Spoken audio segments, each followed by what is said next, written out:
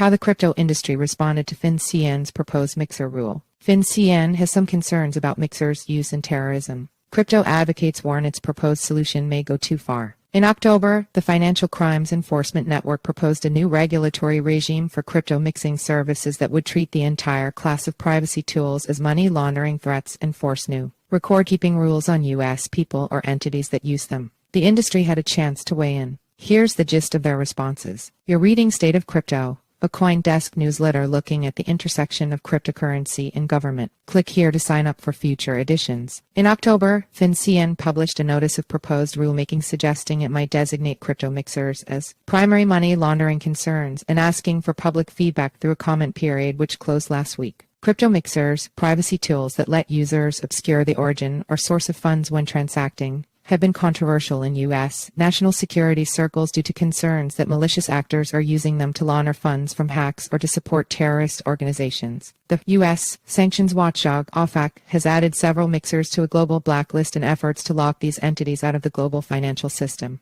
Its sanctions against Tornado Cash in particular have drawn legal challenges. There were some 2,000 comments posted as of the time of writing this, of which I read or skimmed a couple dozen, with respondents raising concerns that the proposed rule would infringe on personal rights, capture more of the crypto ecosystem than FinCEN intends, and drive legitimate crypto use offshore. Respondents range from privacy-focused wallet providers to industry lobbyists to analytics firms to decentralized finance projects, among others. Chainalysis, a crypto analytics firm, said the proposals are too broad to be effective and will result in inconsistent and excessive reporting on transactions, most of which wouldn't be tied to illicit activity. For example, everyday economic activity like liquidity pools or swaps might be captured in the part of the proposal that addresses users exchanging different types of digital assets, a letter from the DeFi Education Fund said. A few of the letters warn that FinCEN's rule might move activity into other jurisdictions, which could backfire on the U.S. regulator. The Blockchain Association's letter, for example, said FinCEN must appreciate that there could be a tipping point at which overbroad and inappropriate anti-money laundering requirements could drive digital asset businesses to other less regulated countries where there would be no requirement to file suspicious activity reports. SARS to FinCEN and therefore limit U.S. law enforcement's access to valuable information.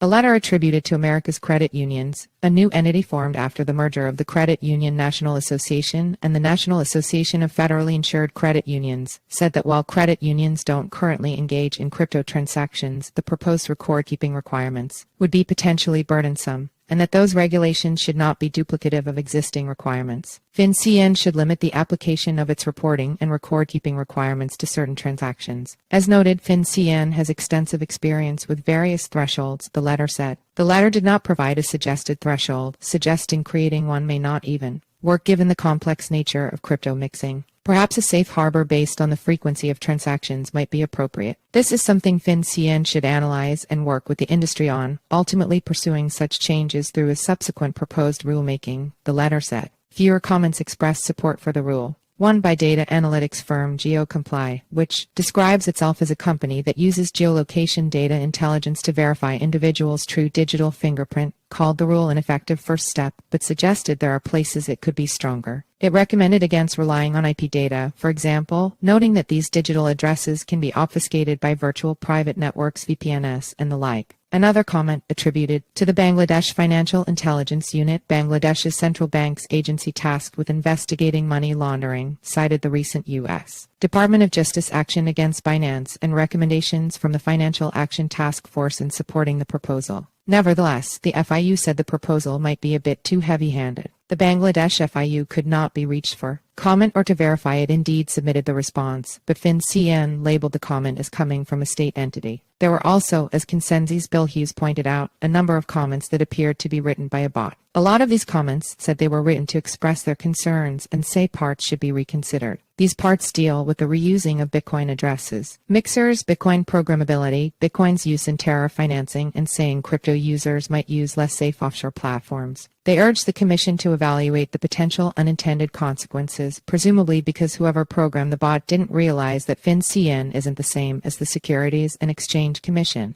This has happened before. I asked the Treasury Department how it evaluated GPT-generated comments, and a FinCEN's spokesperson said, in accordance with the Administrative Procedure Act and other applicable laws, regulations, and executive orders, FinCEN reviews all public comments and responds to all significant comments. Many of the responses that seem to be written by actual people as opposed to bots and filed from anonymous or individual submitters mention concerns about privacy and the right to transact. And as appears to be tradition now, there are also a few random totally off-topic comments, including a handful pledging support for Richard Hart of Heck's infamy and one supporting the Financial Innovation and Technology for the 21st Century Act, one of several pending attempts at comprehensive crypto legislation. FinCEN now has to review the comments before officials decide whether they want to move to finalize the proposal, revise it, or take some other action. Spot Ether ETF applications decisions delayed by SEC, who's ready for another round of this. Digital pound legislation will provide protections to privacy and control, Goff says. The UK